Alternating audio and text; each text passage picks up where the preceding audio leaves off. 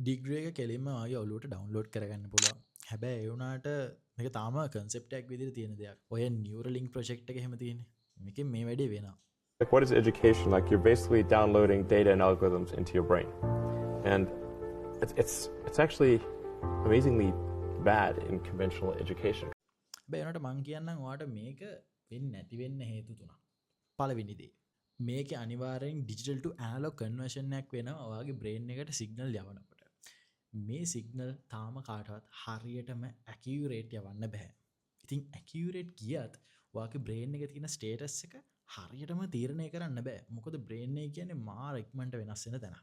ඉතින් මේ නිසා ඔයාගේ බ්‍රේන් එකට මොනවද දෙයක් රයිට් කරනවා කියන්නේ ටිකක් අමාරු වැඩක්. විශේෂයෙන්ම ඩිග්‍රී එකක් වගේ දෙයක්. ඉතින් දෙවෙනි දේ තමයි ඔයාට ප්‍රැක්ටිකල් නොලෙජ් එක කියන දේ කවදාකවත් ඩවුන්ලෝඩ් කරන්න බෑ. හිතන්නකෝ ඔයාගේ අතේ මේ ඉරි තියෙන්නේ.